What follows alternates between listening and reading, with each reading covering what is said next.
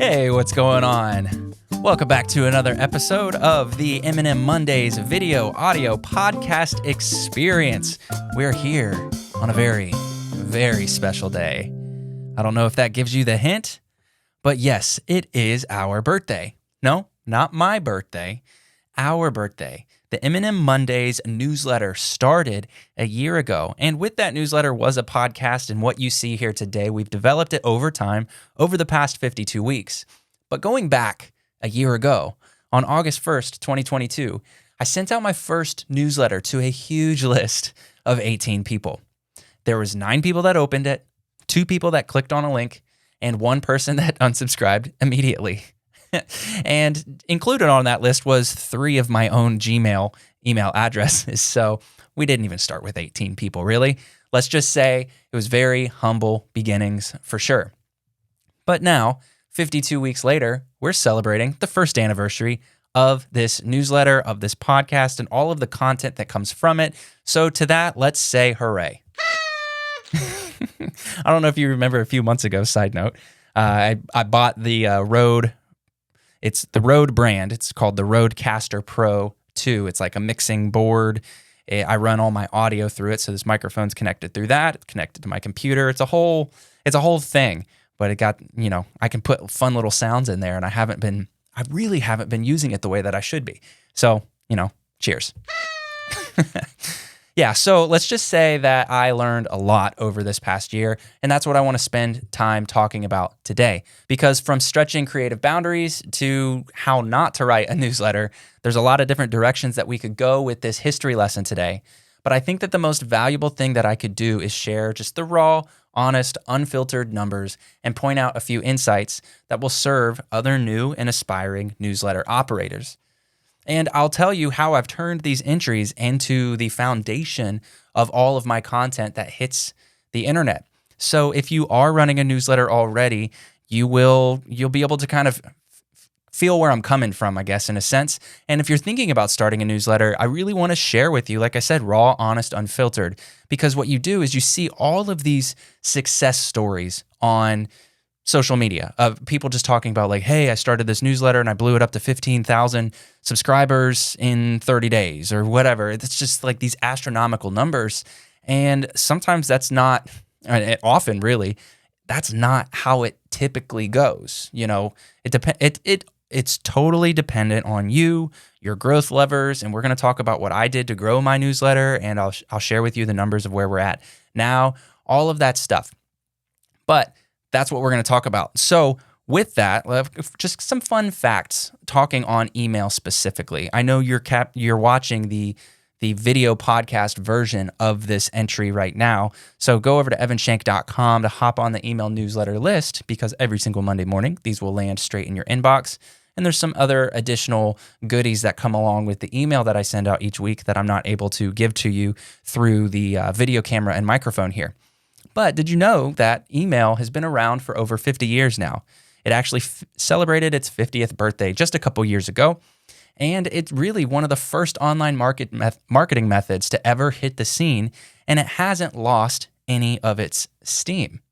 I didn't mean to rhyme that, but hey, it's true. It's ever since it hit the waves after people started using it, they loved it. An email newsletter specifically have become all the rage in the past several years, as brands of all shapes and sizes have leveraged this communication channel as a staple in their brand building efforts. And it's for good reason. A fun statistic, according to, I don't know how you pronounce it, Oberlo, I don't know. They pulled the stat, so I got it from them, so I hope this is accurate. But apparently there are 4.37 billion daily active email users. Yes, 4.37 billion daily active email users. And that represents more than half of the global population entirely, from the basic level of research that I did to prepare that and tell you that stat. And email is at the top of the marketing food chain for several reasons. And I'll give you 3 right here. Number 1, you own your own email list. Basically, what I mean is nobody can take it from you. It is an asset that is yours as a person, as a brand, as your business. Your email list is yours. It's something that has a value associated with it, because those are people, those are consumers, that's an audience. Having their contact information and having permission to contact them via email, that's something that you just don't take lightly. And if you know anything about business, you know that like relationships are the foundation of all of it. So it's really special. And the reason why it's so special is because you think about all of the excitement and all of the buzz around social media. And obviously we're all very familiar with the different platforms, channels, and just kind of how it operates.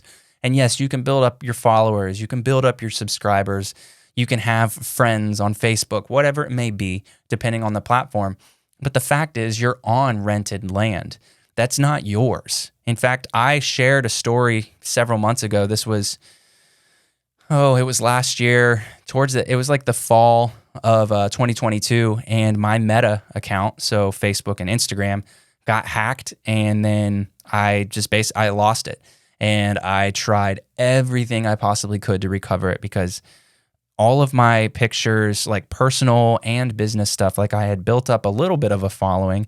I had a lot of connections from way back when, high school connections, pictures from like senior spring break, all of that kind of stuff. So many really special memories that I had in there that I just lost. It was just gone in an instant, just poof. And that's the risk that you run. That's the game that you're playing when you're on social media. So you see these people that are building careers on the back of TikTok or whatever platform, but they're these influencers. If they don't have their own email list, or if they're not hedging their bets in some sort of way, like if you violate community standards, if they change the rules on you overnight and all of a sudden your content doesn't apply to that and you get flagged and your account gets banned or deleted or whatever happens, you are screwed. You are royally screwed.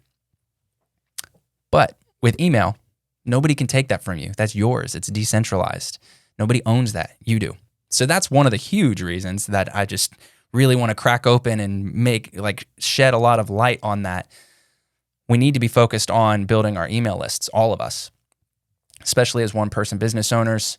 It's one of the best investments you could ever make, and it's a slow burn. It's a long game thing, but your future self will thank you for the actions you take now.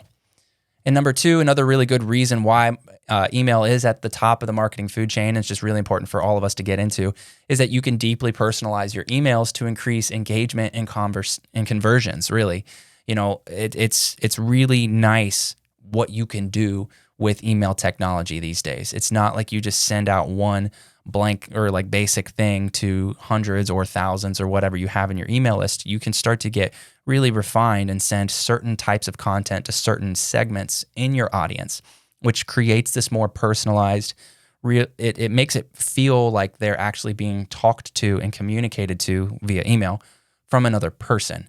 It's not a company that's just blasting sales in your face that don't even make sense for you. And so that feeling of being heard and being understood as a consumer or somebody on your email list, that pays out in spades over time. So that's a huge advantage there to email.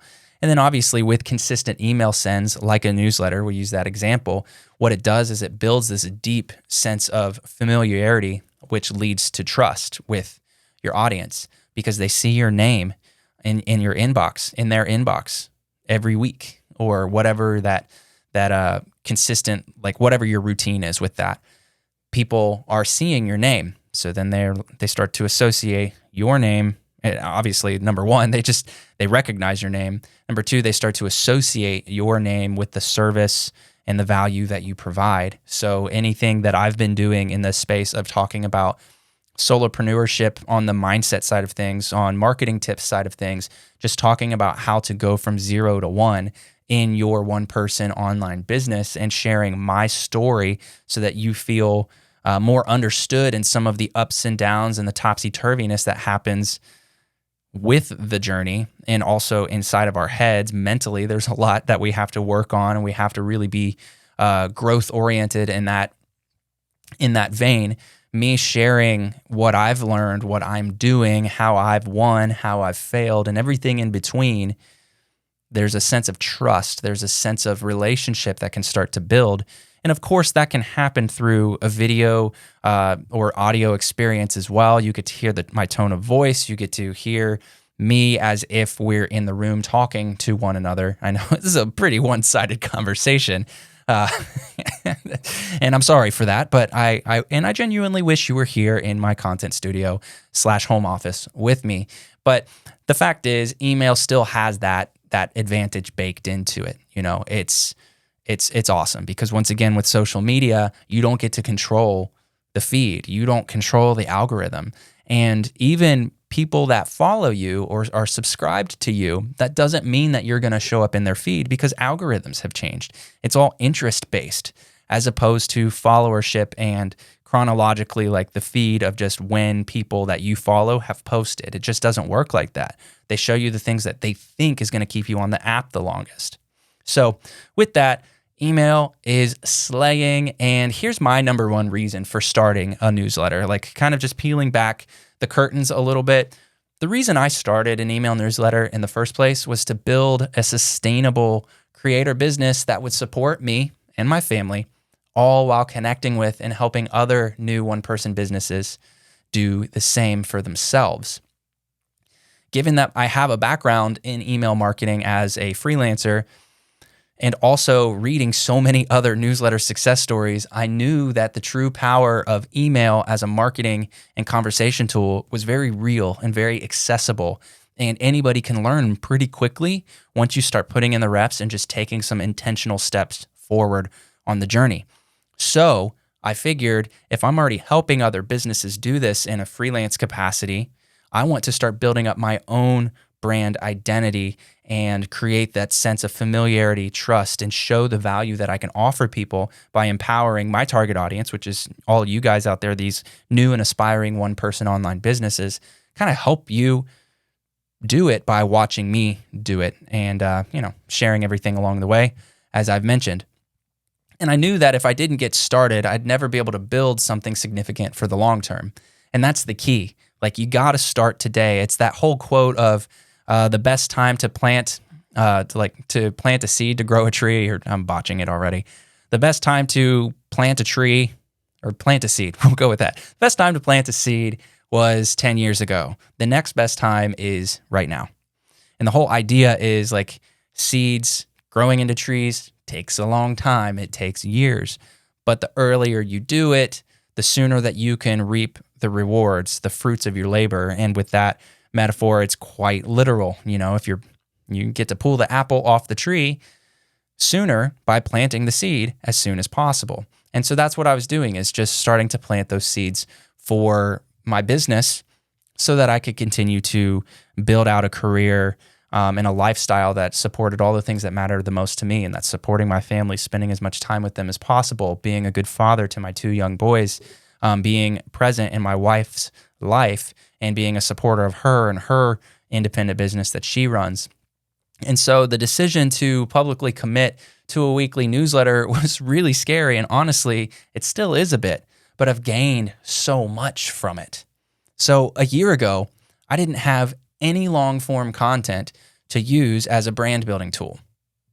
I also didn't have any systems for making content consistently. I had no real fans or subscribers, basically no audience at all. And I didn't have any audience awareness either, much less any authority in my niche. Like, who's going to take me seriously? Number one, you'd never seen my face. You'd never heard my name. You'd never heard me speak. You'd never seen me speak on anything or write down anything of value. You have no idea. And that's not your fault. That's mine. And if you feel like you're in this like rut or in this situation where it's like, okay, I just feel like I'm so far behind and how am I going to compete with everybody? It's time to put yourself out there, putting together a content system that is sustainable. As a one-person business, we have a lot going on. So you can't just dedicate all of your time every single week to content creation. We have to be very smart and pragmatic about this. But we need to plant that seed.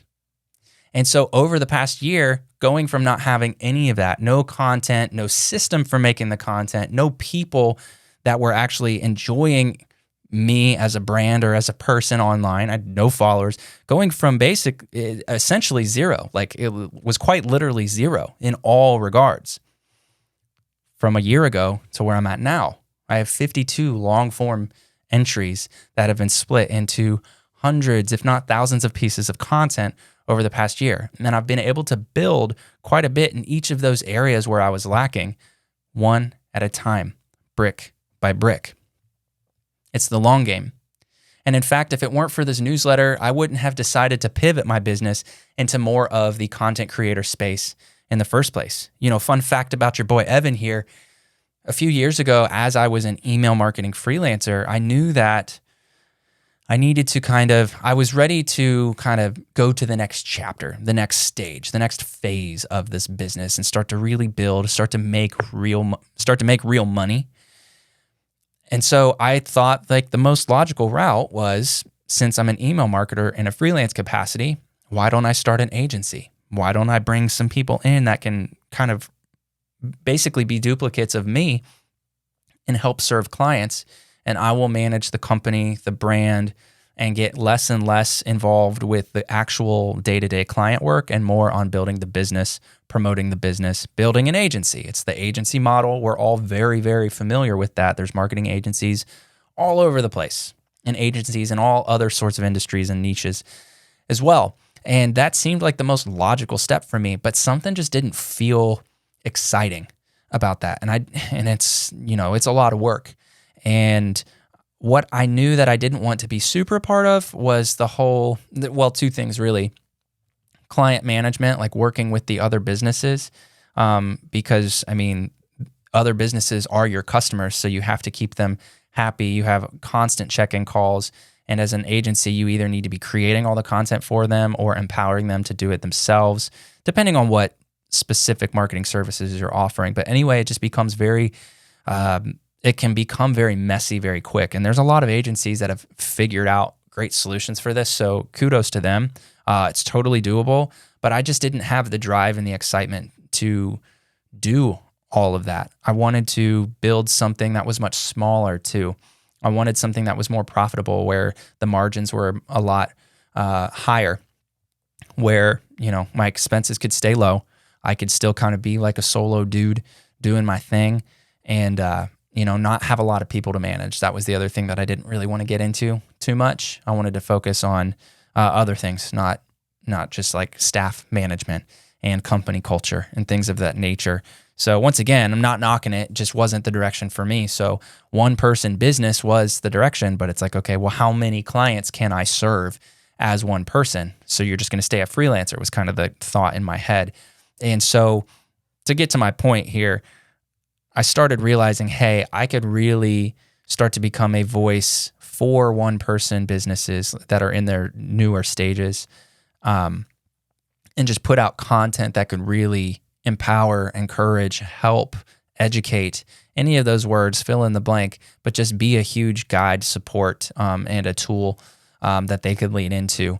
And so that's been my aim. And with this newsletter and all the content that I'm able to create out of it, such as the video that you're watching or the audio that you're hearing from it right now, it's been really exciting, and it's opened my eyes to what I really want to do, and that is to help people build their one-person online business. So email marketing for sure is involved in that, and I have enough experience and expertise to be able to throw my hat in the ring and confidently steer you in the right direction so that you can succeed, but also in the content space, because that's a huge gap for a lot of businesses, big and small, is you don't have enough ideas for like, what am I supposed to make content about? Okay, well then how do I who's going to write it? Am I supposed to just hold up my iPhone? I guess I need to get a tripod. Well, when am I going to do that? Because my days are so busy. Okay, then what platform should I schedule it on? All right. And then I need to just respond to all the comments all the time. Like, I don't have time for that. It becomes really chaotic for a lot of us. And so therefore, a lot of small businesses, and specifically one-person online businesses, that aren't tapping into the power of content and social media marketing to help explode your brand and make more money. So through my process of making content, it has empowered me to kind of adjust and pivot the direction of my one-person business in the way that I just described. So it's been really exciting that way. It's brought confidence and clarity for me in this journey. So here's a glance at my content creation system. And this is what fuels every piece of content that I put out. So if you don't have a content system in place, pay really close attention. And it's relatively simple, but it works really, really well. Okay. So basically I run this, I'm giving you all of the dirty secrets right now. I'm exposing it all so that you can just pretty much rinse and repeat what I'm doing if you so choose. Everybody's circumstance is different, but feel free to use it as much or as little as you'd like. But what I do is I create one piece of pillar content a week. It's a pillar entry. And so this is like the staple of everything else. And that one pillar entry equals endless content, essentially.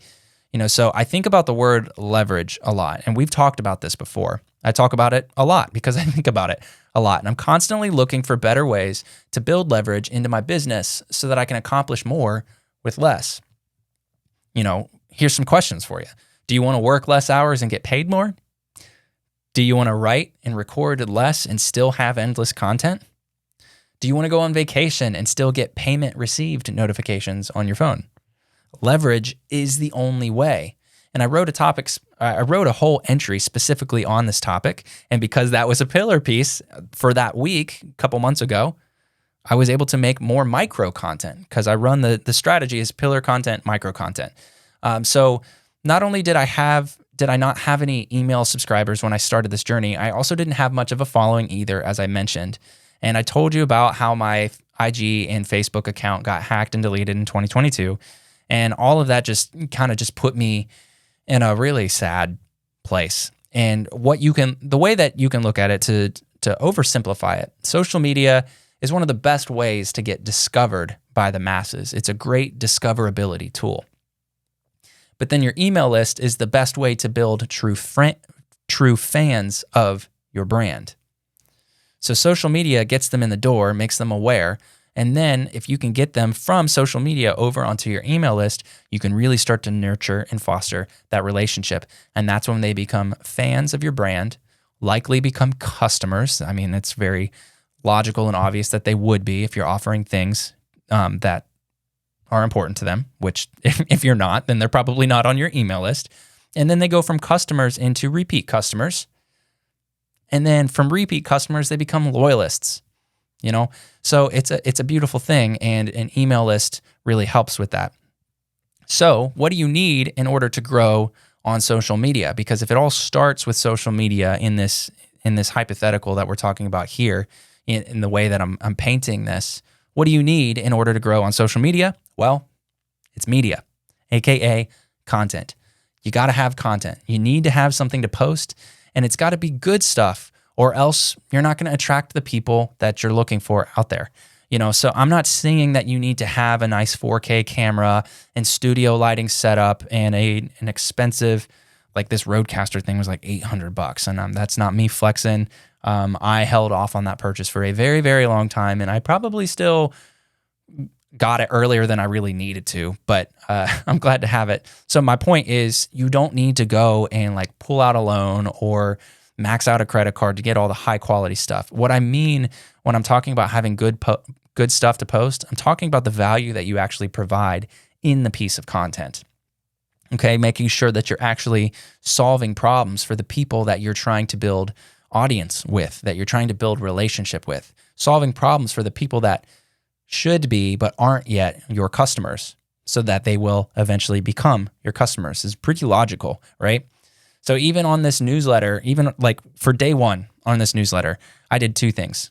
I recorded at least an audio version of this newsletter, which you're listening or watching right now, and I upload that as a podcast. And then I also reposted the email onto my website as a blog entry. So this very newsletter has become the pillar content that I reuse, repurpose, and redistribute across nearly 10 different channels every single week. So it's really efficient that way. And it's actually been working. It's slow growth, but I'm growing. I'm growing on multiple platforms all at the same time. And it's, like I said, it's painfully slow. And it's not that many people, but these are quality people. You know, there's value in having, I'd rather have, and you hear this sometimes too, or at least I have, where you'd rather have 100 true fans, 100 people that like are really invested into what you do, what you offer, and how you help, as opposed to having 1,000 or even 10,000 just lackadaisical people that follow you because they saw one post, but they don't really engage with any of your stuff. Like, what is that doing for your brand other than making your ego feel good, which does nothing for your brand? You know, building your business, building your brand has everything to do with pulling in the right people. Whereas filling our ego and feeling like we're just like the hot stuff, you know, followers, I guess, looking at those numbers is going to fill your head more than it fills your pockets as far as money is concerned.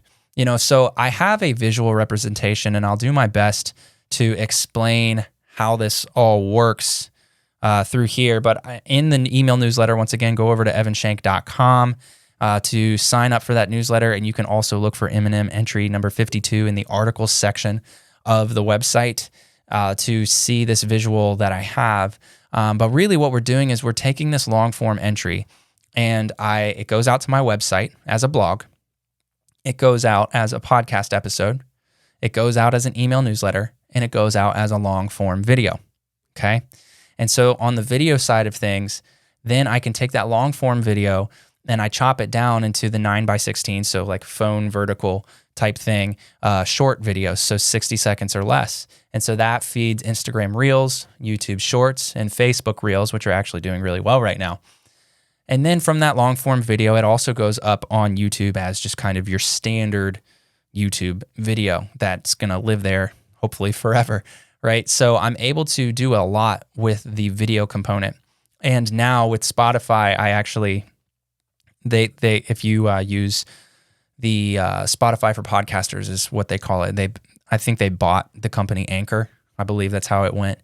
They acquired it. But now you can, if you use that upload method, if you use that as your podcast hosting service, you can actually upload a video podcast to Spotify, which is what I've been doing. And so that's pretty awesome. So on the podcast side, yeah, I can pull audio clips, but I can also embed that video, which is what I do. I embed the Spotify video podcast code into my blog. So if you go out to the articles page on my website, evanshank.com, you will see these videos popping up at the top. And I also put these back in the newsletter as well. So if you want to catch the video or listen to the audio from that, as opposed to reading the email newsletter, it's right there ready for you to go, or ready to go for you. And then on the website blog side of things, or just kind of, let's just talk about kind of the text. We talked about the video and audio that comes from each weekly written entry, but using that long form written entry, as it goes out to the blog, I can also do text posts. So I can start to clip out pieces for Twitter, whether it's just a tweet or it's a thread, something a little bit longer. There's also the Threads app now. It's the IG Threads app, is very new on the scene. I can also take those same clips and use those over on LinkedIn as well. So it's text-based. It works really well over there. Or if I have different visuals, or like this chart that I'm looking at right now as I'm explaining this to you, that can then also go up as a piece of media on IG, LinkedIn, Twitter, Threads, Facebook, all of them, right? And then what I can do is I've also been doing image carousels, okay? So just basically taking text and creating some sort of like image in Canva with it, and then a carousel. So it's basically multiple images that you swipe through. We've all seen it, but those work really well on Facebook, Instagram, and LinkedIn as well. So you can see how focusing on that one pillar piece of content is just massive to your content system, you know, because everything can get built out of that. So now that I've kind of pitched you on the whole idea, and hit me up. My email address is evan@evanshank.com. So nice and simple, evan@evanshank.com. You can hit me up and I'll help you put together some content strategy. I actually have a content creation toolbox, which is a Notion template, It's very comprehensive. It's simple to use, but very, very powerful. I've got AI prompts baked into there. I've got templates for each social media platform. And this is where I capture all of my ideas, all of my notes for any long form entry that I'm going to do. So each M&M that I write each week, it lives in Notion, and then I can split it all inside of Notion and start to create and repurpose for all of the micro content that hits social media. So if that's something that you're interested in using, you can purchase the content creation toolbox. There is a link in the description of whatever platform that you're consuming this content on right now. You should be able to navigate quickly to that. And I'm starting to offer basically kind of like a content launch call in a sense for those that are just looking for help on making sense of how to build a content creation system for themselves that they can keep up with to help grow their business. So that's what I am. That's what I'm doing. That's how I can help you, and that's how I'm building my business to become profitable, so I can support my business, my family, my dreams, but also empower you. So that is the offer that I have for you. But let's go into my not so sexy, and it's kind of more like embarrassing, growth journey. But this is worth sharing because, as I said at the beginning of this entry, the beginning of this episode, there is a lot of unrealistic stories that get thrown around on social media. And people are only willing to share their numbers and pull back the curtains and show you the behind the scenes if something amazing, exciting, extravagant happens. You don't hear people talking about, hey, I've been running a newsletter for a year and nobody reads it. Nobody talks about that because it's embarrassing. It's a hit to your pride. It's a hit to your ego. And it makes you feel like a failure already. So why are you going to let the rest of the world know that you've quote unquote failed? But I want to share where I'm at, and I'm excited about. I think there's going to be a lot of exponential growth here coming in the near future. But let's get on with it. It's not been my experience, the huge success thing. I'm not at 15,000 subscribers in 90 days. That just didn't happen. In fact, here we go with the raw, honest vulnerability here. In fact, it took me 43 weeks to get to 100 subscribers. Remember, I told you I started with 18. Technically, it was 15 because 3 of those email addresses were my own. So starting from 15 people and then an immediate unsubscribe. So technically 14, just doing the math here. 14 subscribers up to 100 took me 43 weeks. That's a long time. And let's just say that I questioned myself a lot through this. And is there more that I could have been doing to grow it? Oh, absolutely. But, I was hopeful that it would be better than that. So it took me 43 weeks to get to 100 subscribers. And this, right now, is week 52.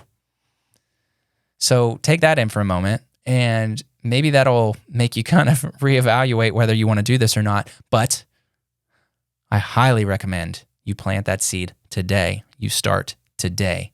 Your future self will thank you. And in this journey, I've questioned myself all along the way, especially when I was not seeing the growth or the engagement that I was really hoping for. Questions floating through my head of, does my writing suck? Am I picking boring topics? Do people think that I don't know what I'm talking about? Do I just look like a phony? Like, WTF, man? What am I doing wrong? And here's the fact, I would not have questioned myself if I hadn't heard about all these other wild success stories. But it created the standard or this expectation in my head that I was continually way behind everyone else. And that's hard to wrestle with. The only thing that has kept me going, regardless of how I felt, was I knew that this was a part of my long-term game. I'm growing a tree that doesn't happen overnight. You plant the seed, you water it. You give it sunshine, you water it. You give it sunshine, you water it. You let the days turn into weeks, to months, into years. And then you start to see the fruits of your labor. Instant success would be amazing. And hey, if something takes off, one of my micro content pieces, if it goes viral and I get a bunch of subscribers from it, or somebody that's a much bigger account really digs what I'm doing and they pump it out to their audience, or I run an ad campaign and it just pops off. Like, dude, I am so down for that to happen, right? I mean, obviously, I'm not trying to make this thing grow slow. Instant success would be amazing, but it's not required in order to keep playing the game. And so there's 2 lessons worth sharing here that I've had to learn through this process. And the first one is, don't make business decisions based on your emotions. Because if I had done this, I would have quit after a month, because it takes a long time every single week to write a long form written entry that works as the blog, works as the newsletter, works as the script for a video, for a podcast episode. That takes a lot of time every single week. And you're constantly asking yourself, okay, what am I writing about next week? Okay, I feel like I already talked about that. Is there something else I should talk about? Okay, what do people want to hear? Oh, well, it's hard to know what people want to hear when nobody's giving you feedback because you have such a small or non-existent audience. So you can see how you can get in your own head, and it can make you very emotionally charged in a negative way. And then if you make business decisions and say, hey, this isn't going to work, either I'm not cut out for it, or it's a dying trend, I'm just going to go focus on something else, it's going to lead you down a bad path. And outside of marketing or content or any of that, don't make business decisions based on your emotions. You need to be more pragmatic. You need to be more practical about it, okay? This is a business. This is your livelihood. And there's a lot of people that are affected by this, especially if you have employees or contractors or a huge customer base that looks to you for this. So we have to be responsible. We have to take on the role of the leader of our business, even if it is a one-person business. The second lesson worth sharing here is you have to get out of your comfort zone. You have to get out of your comfort zone. Like for me, the imposter syndrome has been very, very real. And I've started to talk about it more and more as I get comfortable sharing that and just exposing my vulnerabilities. In fact, that's what people are drawn to the most, because it just shows everybody, I'm not trying to do any sort of smoke and mirrors. I'm not trying to make you think that I'm some hot shot. I'm just sharing where I'm at. And people like to connect with other trustworthy, genuine, honest humans. And so I want to portray myself as that as much as possible and continue to build on that as much as possible. So in the light of that, yeah, imposter syndrome, very real. And it specifically held me back in the area of making new online connections.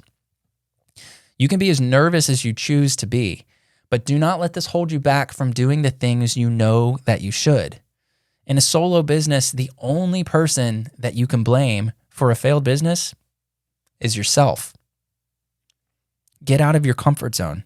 For me, that was with talking to other people, like one-to-one conversations. I always felt inferior. I felt like if I asked for advice or asked somebody to check out a landing page or pitch them on a product that I was thinking about building and get their honest feedback, I felt like I was bothering them, that I hadn't earned the right to slide into their DMs and see if they'd be willing to check something out or ask a question, whatever it may be.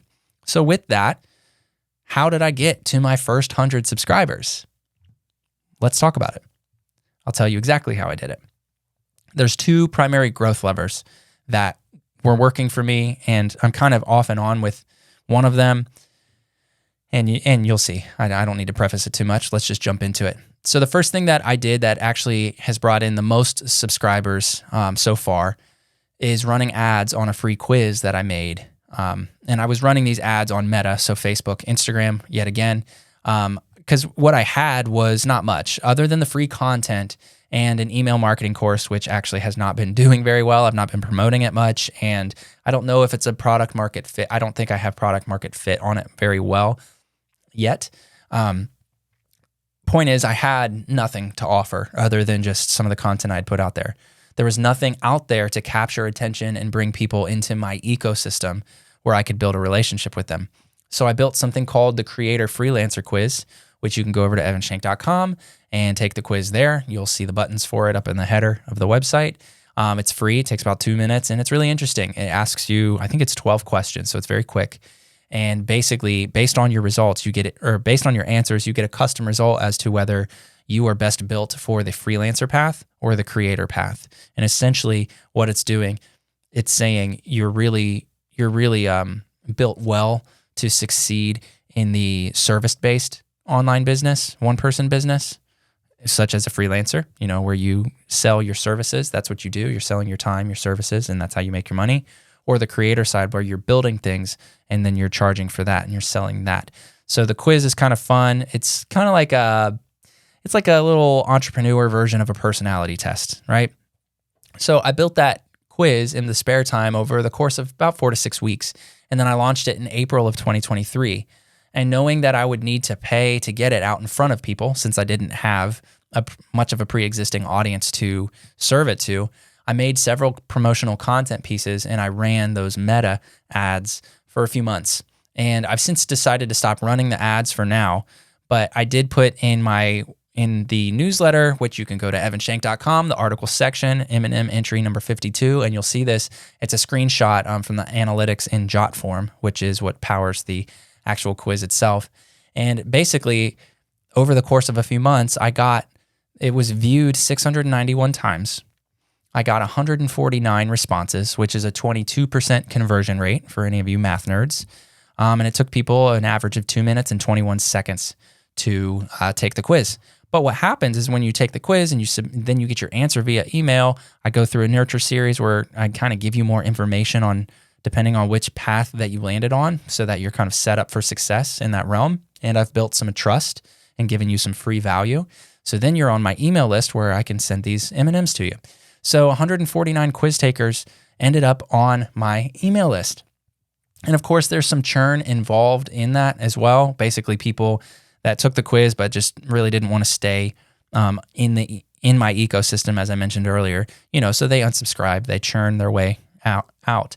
And so as of yesterday, when I took some of these notes down, 128 of those 149 stuck around, which is awesome. So now I have 128 new people because of this free quiz, and that quiz can live on forever. It's out there and available. I'm not running ads, so I'm not forcing it in front of new eyeballs right now, but that's something that I can always spin back up when I so choose. It's part of the asset that I have as a one-person online business. So, and if this is how you got onto my newsletter list, thank you for sticking around, and I'm genuinely glad that you're here. If you haven't taken the quiz and it sounds interesting to you, evanshank.com, take the quiz there, easy peasy. I know I keep repeating the website URL of my website, evanshank.com, but hey, we're trying to make it stick, and repetition is key. So anyway, I shut off the ads. Here's why. I shut them off because the SAC, or the subscriber acquisition cost, how much it was actually physically costing me each month to get X amount of new subscribers, it was starting to get a little bit pricey, and I was tweaking the ads a little too much. It's a whole side story. I was trying to refine it, and basically it started screwing up the algorithm and the AI that Meta uses to find the right people to serve the ad to. So anyway, I kind of screwed myself over with that, and it got expensive. So I just shut it off. And now I'm going to be kind of redistributing that tiny ad budget for other things. So here's some pros and cons on that growth tactic. Some of the pros is that I have a new lead magnet / asset that I can use forever into the future. It's built, it's ready to go, it's valuable. People have clearly seemed to enjoy it. And I never have to build that again. It's always going to be able to serve new people. That's a huge asset. And once it was set up, the whole process was fully automated. I would just get notifications that somebody new was on my email list and somebody new had taken the quiz and submitted their answers. So that's really exciting. I mean, talk about the only thing better than those types of notifications are like payment received notifications on your phone, okay? So it's awesome, and that there's just a lot of pride and excitement that comes with that. And it's fully automated. So it just runs in the background, right? So I can keep focusing on the other things like writing each new piece of pillar content, working with customers, working with clients, the whole thing. So it's beautiful. It's a beautiful little flywheel. The other cool thing is that you can micromanage your spending limits based on your budget. So when you're running these media ads like this, obviously you can go in there and start tweaking it based on where you're at. So if you feel like you just have no money for it, maybe that is true, and maybe running ads is not a good spot for you yet, because there are phases and chapters to this journey of building a one-person business for sure. And I'm not too far along, but I had, budgeted my money well enough to where, I was able to give myself some ad spend budget here. But it's nice because you can obviously fine tune your spending limits on it. It's not like you either have to pay thousands of dollars or do nothing. Like you can come in and spend $1 a day if you want to. So the other cool thing is that Meta AI does a pretty decent job of finding the right audience to serve your ads too. So that's what I really liked about this growth tactic. But the downside is that it can be really expensive if you don't monitor it. Like you got to keep your eye on it, or all of a sudden you might start having some big charges on your credit card or whatever payment method you have set up. The other thing is that there's a potential for pretty high churn rates, meaning that people might be taking the quiz and stuff, but they might just be popping right back out because they're not super invested. They just took the quiz because it was free, it was quick, and it was just like this fun little like personality test type of feel. Like it's like, oh, it's going to tell me a little bit more about me. That's fun. I like to talk about me. I like to learn about me. I'm not knocking you. I'm the same way. We're all humans, but it can lead to potentially high churn rates in some sense. And then the other downside is that the average engagement metrics can become negatively impacted. So people that are not super invested in you as a brand or the content you put out, you get them in through this quiz. In my example, bringing them in through this quiz into my ecosystem. Now they're on my newsletter list. I start sending it out, and because I'm seeing a lot of new subscribers week over week, it doesn't mean that I'm going to see open rates stay the same. A lot of times they might start to drift down, or the click rate start to trend down, and then you have a bigger audience but less engaged. So it's kind of back to that 100 true fans versus having 10,000. Like, would you rather have 10,000 fake followers or 100 people that like would basically get your logo tattooed on them? So it's that whole thing. So those are the pros and cons of running paid media on a lead magnet, which my lead magnet was the Creative Freelancer Quiz at evanshank.com. And then the second one here, which I'm still doing this, and I was talking about getting out of your comfort zone earlier. This is where I had to get out of my comfort zone, and that was talking to people online. And I think it was last week our entry was on this, so I won't dig into it too much. But the more that I talk to people online, mainly on Twitter, so let's connect. My handle is at @the_EvanShank. So at @the_EvanShank. So let's be friends over there, eh? But the more that I talk to people online, the better I feel, the more I learn, the more confident I become, and the more subscribers that I get. It works like that. And believe it or not, when you talk to people, they usually respond. When you share insights with people, they tend to appreciate it. When you offer something of value to those people, the right people will thank you for it. And when you ask someone a question, they often give you an answer. I know. It's crazy, right? So here are the pros and cons of just having more conversations online. It's limited experience for me. I've just been doing this more and more over the past couple months, and I don't plan on slowing down. I'm trying to carve out time each day, namely with Twitter. That's kind of where I'm trying to dig in the most right now. But the pros is that the engagement is incredibly high. When you bring somebody over onto your email list because you've had a personal conversation with them already online, their engagement's going to be high. The likelihood that they're going to open your emails, read your emails, enjoy the emails, click on the links that you have, all of that stuff, the likelihood is much higher than somebody who took a free quiz from a Facebook ad. You know what I mean? So that's one of the huge advantages to it. And the other cool thing is that it's a real connection that's being made. It's more than just a new subscriber. When I see people in my email list, their name and their email, and I know that I met them over there on Twitter and invited them into my email list, I'm like, hey, there's my buddy so-and-so. That's super awesome. And it's really exciting that way, real connections. And that's going to pay off in dividends later on down the road. Real connections are how we grow in life, in business for sure, in life, absolutely. Humans thrive when they're connected to other humans. That's just how we're wired. And the other upside to this whole thing is that these subscribers' retention rates are pretty high. Most of the time, they're not going to churn out. They're not going to opt in and take me up. Like if I talk to them on DMs and Twitter, I'm like, hey, you should jump over on the newsletter list. I think you'd really enjoy it. Love to get your feedback. I'm excited to get to know you more and share, what I'm doing over there. And then they're like, heck yeah, man. Okay, cool. Just subscribed. Thanks. The likelihood that person's going to then read a couple emails and then unsubscribe is pretty low. So the retention rate, the how long you can keep them as a subscriber is pretty high.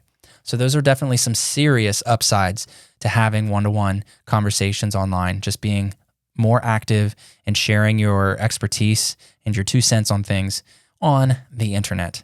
But the downside of this whole thing is that it takes a lot of time each and every day, or whenever it is that you do it, it does take time. And it is a slow growth tactic. The trajectory of growth it trends up, but it doesn't happen overnight. It's not really scalable either. That's the other downside. This is not really something that you can start to automate. I mean, technically you can. We've got all sorts of technology and apps and plugins and widgets and stuff that allow us to slide into people's DMs more often with some sort of like templated canned message. But that stuff, it hurts you more than it helps you. You may get a few new subscribers from it, but that's, once again, it's not really a real connection because you didn't talk to them. It was all automated, and that doesn't work well in this sense. So meaning that it's more manual, it's more time consuming, and it's not really scalable. But that's okay for most of us here. Unless you're really far along in your one-person business journey and you're also already very profitable and you're doing big things, we're in the phase right now as newer businesses where we need to carve out the time to make real connections, because it's going to be very hard to reach the level of success that you're looking for without making these connections along the way. So while you're smaller, this is important. It's going to help you grow faster. You're going to learn more. You're going to feel better because you're meeting other people. It's going to help you diminish imposter syndrome and these other self-limiting beliefs that you may have. And it's just going to expose yourself to new opportunities.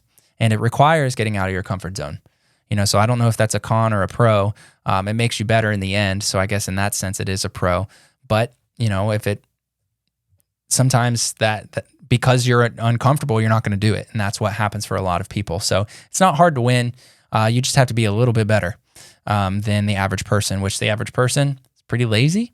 And all the people here that are listening to this, if you're listening to this right now, you're definitely not one of those people, because I would imagine that you're taking major action on carving out your dream life. It's your responsibility to do that. Nobody can do that for you. That's yours. So like I told you, those are the two main like growth levers. And I've really in those first sections, or the first like 6 months of this journey of these newsletters, I wasn't even doing a whole lot of marketing of it. I wasn't promoting it too much other than just from like the content that was coming out, like in the micro content from the pillar piece that I was writing every single week. I should have been marketing it more from the get-go, but I was focusing on getting like my system in place for being able to create content more consistently so that it wasn't a drag on me. So once again, you have to, as a one-person business, if you're doing it all yourself, you don't have any help, then you have to be able. Sometimes you have to slow down certain things to be able to ramp other things up or get something up to cruising altitude before you can focus on something else. So I started practicing and honing my skills of writing and the topics I'm writing on, the type of audience that I was really trying to bring into my email list. And as I started to refine that and get more specified about what that all looked like, then I started leaning into actually promoting it more and more and more. So I'm a student of this game, and I always will be. So if you have advice or insights, I'm totally open to it. You can always reply to these emails. And one of the next things that I'm going to do, talking about growth levers real quick before we move on and wrap this up, I know it's a long episode, is I think I want to take some of that, the Facebook and IG ads budget that I was doing with the CF quiz, the Creator Freelancer quiz.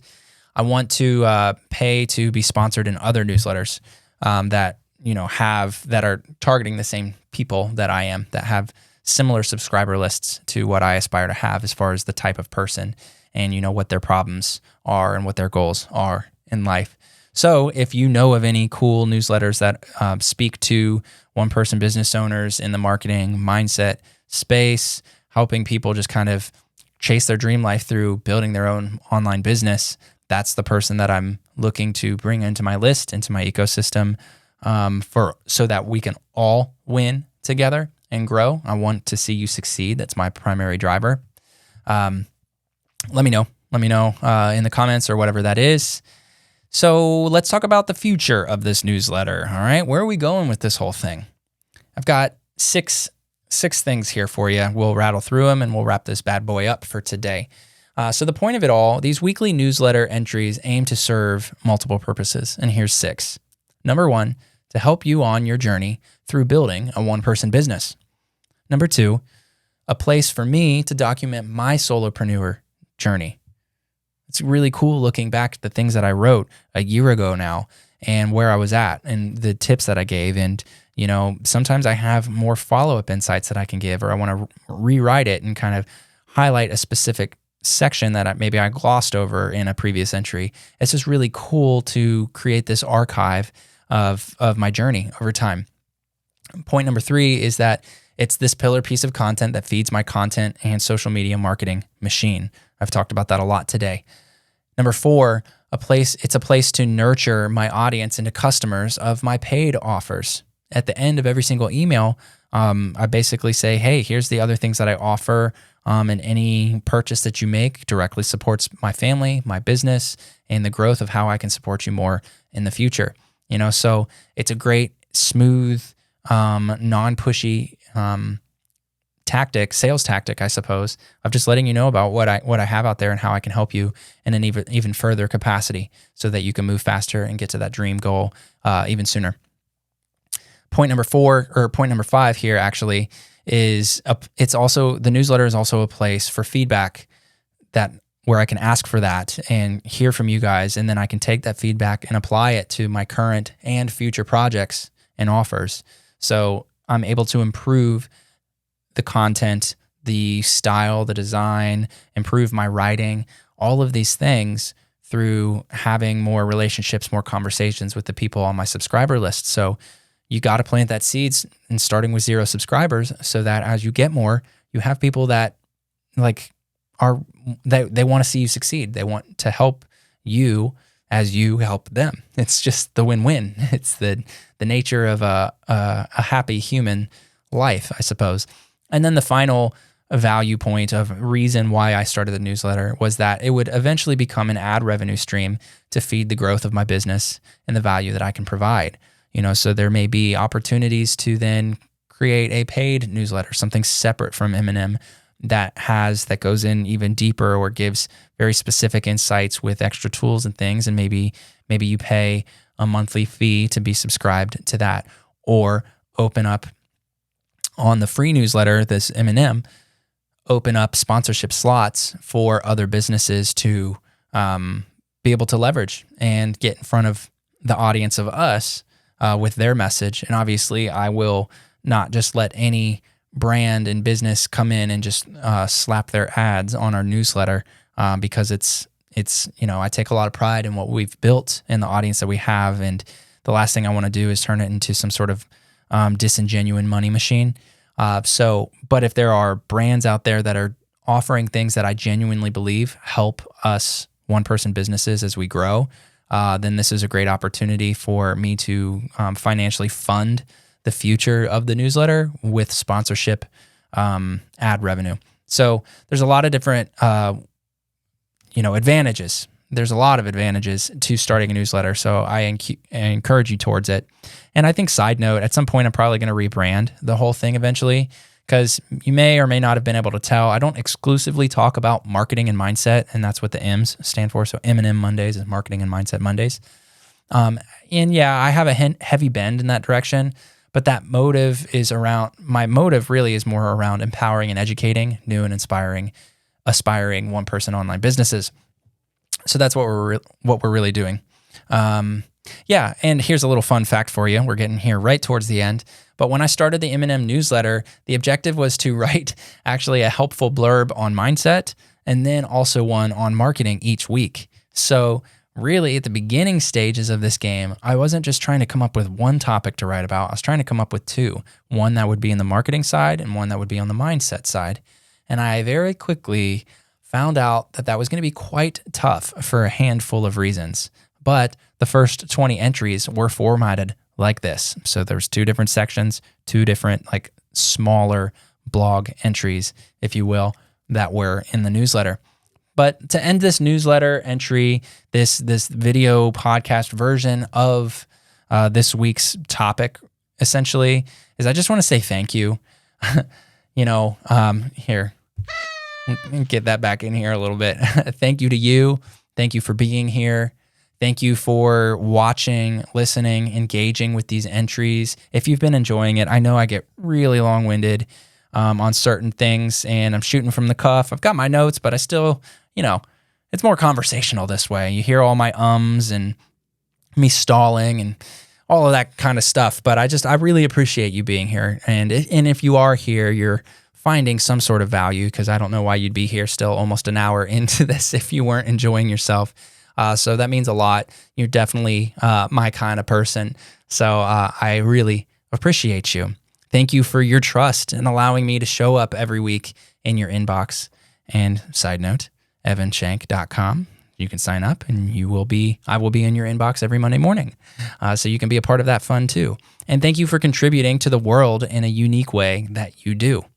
As a new or aspiring one-person online business, there is a lot of value that you're bringing to the world. And thank you for that, genuinely. Like that's the whole game, is all of us contributing with our unique skills and passions and interests and giving back in a way that helps people do better in whatever it is that they're chasing after. And they pay you money, which then supports you, your business, your family, that whole thing. It's a beautiful cycle. It's a very simple. There's no reason for kind of the short-sighted tactics and sleazy sales stuff. Like, just help people. Just aim to help people, and they will help you by giving you money for helping them. Like I said, really simple.